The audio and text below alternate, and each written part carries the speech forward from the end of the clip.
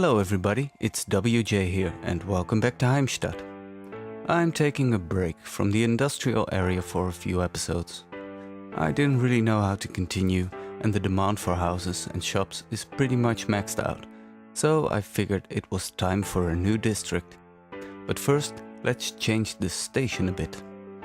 After I got the save back from Verumpositor, a lot of the props were missing from the station, so I thought, let's give it a little overhaul right away. I rotate this one platform so the direction of the tracks will be slightly more usable, as I still need to connect Adenholt to the train network. I copy the platform to get one for each direction. Then I fool around a bit with the tracks to get them somewhat decent looking.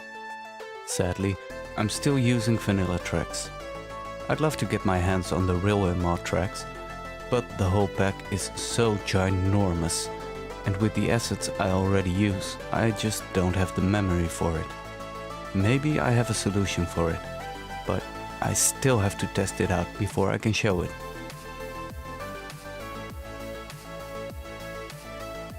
After I extended the platform, it is time to create a way for people to get on the new platform from the existing ones.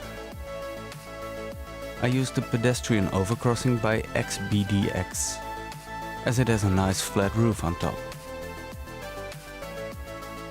To get onto the crossing, I use quite steep ramps, as I intend to turn them into stairs. But maybe not this steep, although it reminds me of the elevators I still need to place. When moving the nodes with Move It, I hold the Alt button. This way, I move the node along one of the existing segments without changing the angle, or they snap to a 90-degree angle. Then, simply aligning to the height of the platform and we're good to go.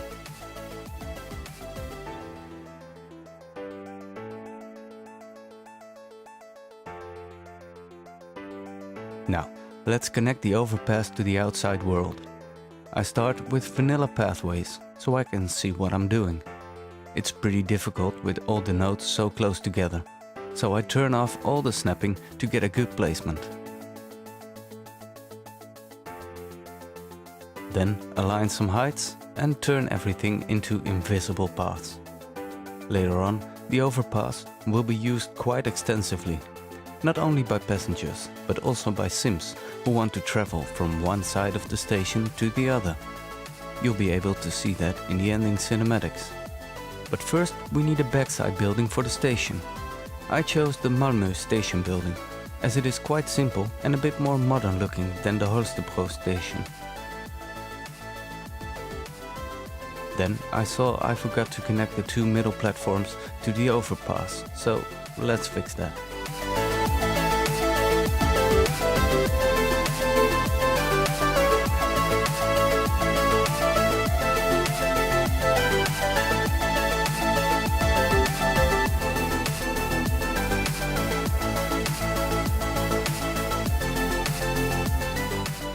And then it is time to start lining out the new district.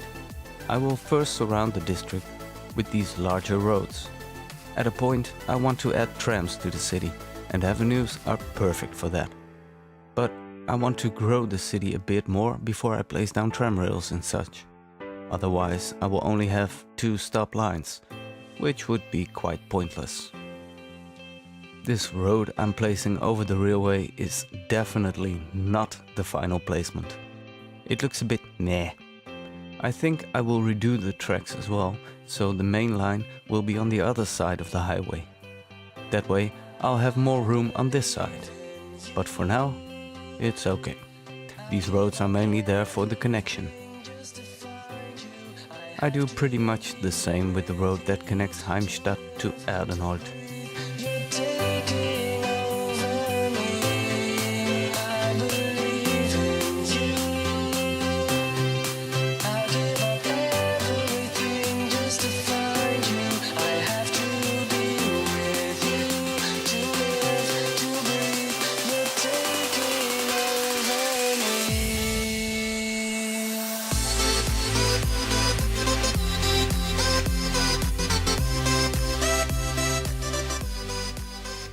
Now it's time for the first roads of the new district itself.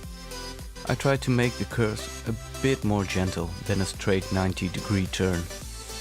This first road will be the outer road, connecting the two avenues and the station.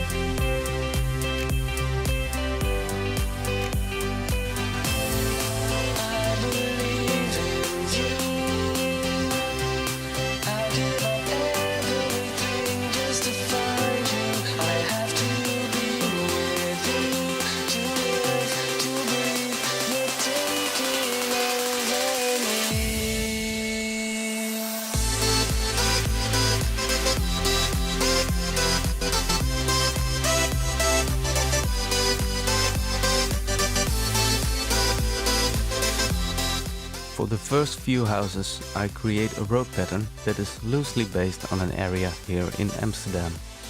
You could see these weirdly shaped triangles as large cul-de-sacs. They'll have parking in the middle and houses around them. At first, I placed them too close together, so the houses that I want to use don't really fit. Therefore, after placing some, I decided to delete them all and build everything over again. I didn't want to bore you with showing me placing everything and then deleting all and place everything back, so I cut out quite a large part of it. The district will consist of apartment blocks from the 1960s and 70s. The city was growing fast and they needed a lot more housing.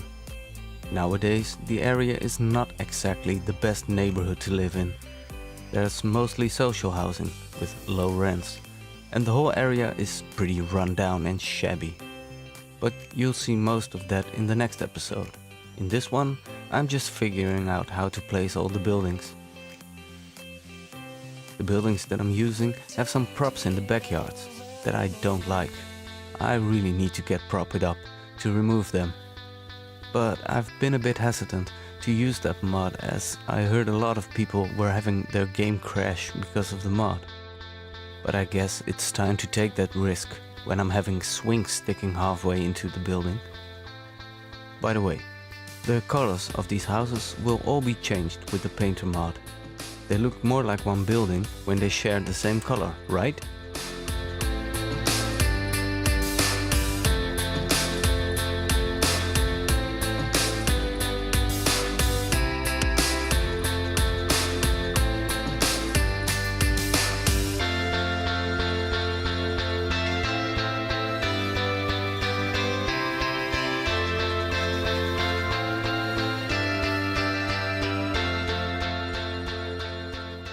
I downgrade the avenue to a small road so the game generates zoning squares next to the cul-de-sac.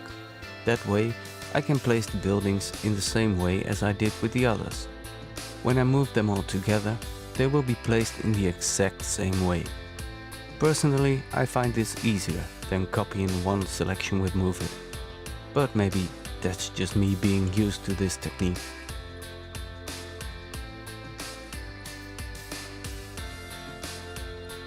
Now I connect the entrance road and then start with the second part of the district.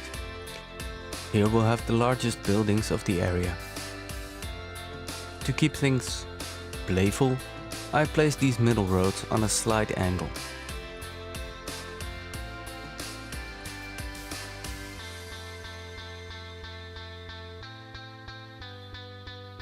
The buildings I use are some Swedish apartment blocks from the 1960s. So they fit the area perfectly. I want them to be on the same angle as the middle roads. So I place them next to those, then copy them with Move It and rotate them by clicking the right mouse button. So they rotate with a 45-degree step. The roads are on a slight slope, so I align the height of the buildings to the road in between. These buildings house quite a few people, So the number of inhabitants of the city will increase quite drastically after this district is done. Right now we're at just over 9,000 people. When this area is finished, we'll have around 15,000 Sims enjoying life in Heimstadt. But they are needed, as I have quite a worker demand with all the industry I've built. To connect the roads on this side to the outer road, I turn this road into a small pedestrian one. The advantage of these roads is that you can place them in the middle of a square of the grid, instead of only on the outer lines. So I can connect the road exactly in the middle.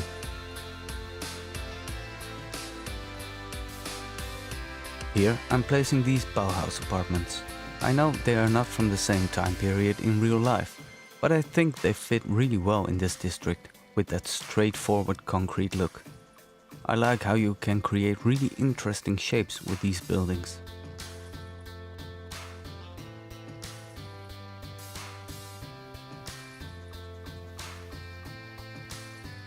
I didn't like the balconies extruding here, so I placed this part aside for later use.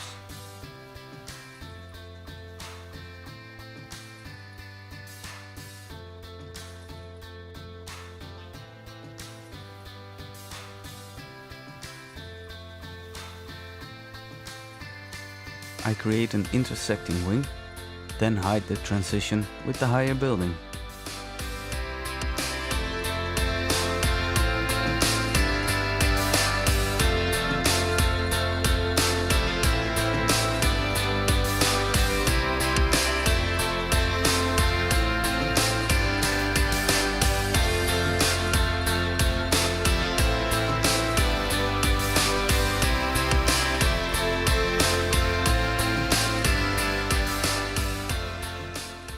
Off camera, I placed the same setup of buildings, but mirrored, on the other side.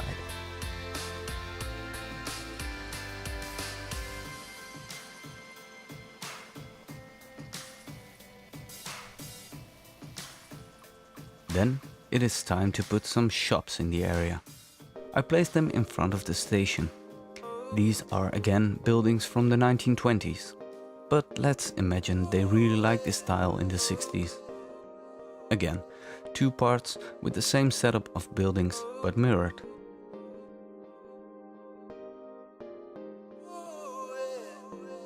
It's the return of the funky man. It is time for a little detailing after all this placing of roads and buildings.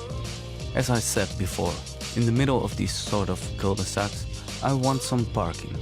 Aligning the rotation to the roads is such a nice feature.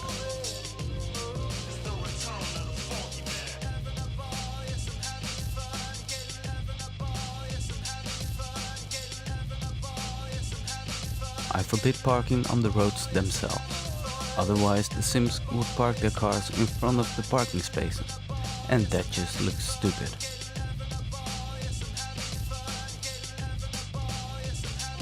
Then some decals. Because concrete roads don't look nice. Brick pavement is the way to go.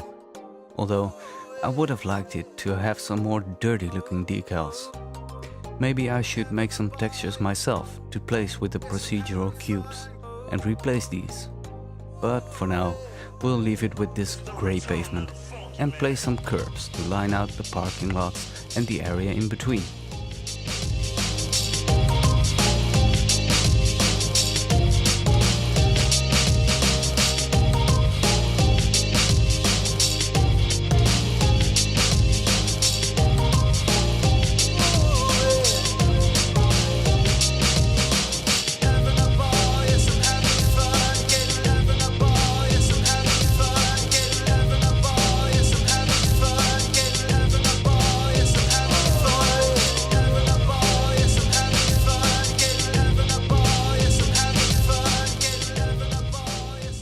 Then a lot of bushes and a tree here and there. I place little bushes in the middle. Because I'm using the tree snapping mod, some of the bushes float in the air, as the game thinks they are placed on top of the parking lots. Just lowering everything with Move It. The game doesn't allow trees to submerge, so they snap back to ground level and all is fine. Then some tiny bushes for the outline. After the tree here and there, I copy it all over to the other 3.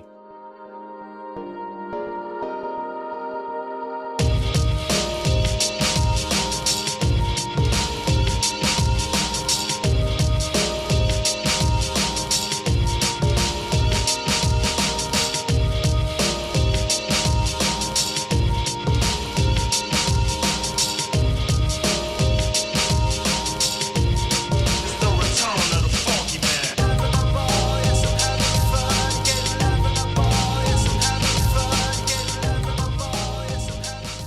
Back to the station.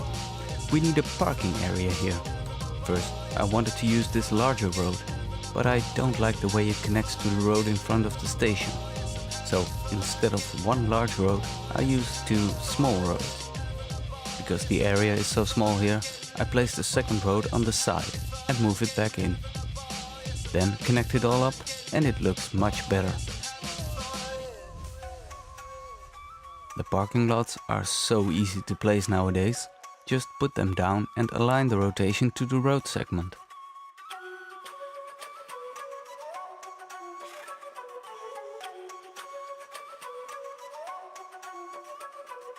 Closest to the station I place some handicap parking spots. Then fill out the rest with regular ones. Place it, rotate it, move it, copy it, et voila! All is done.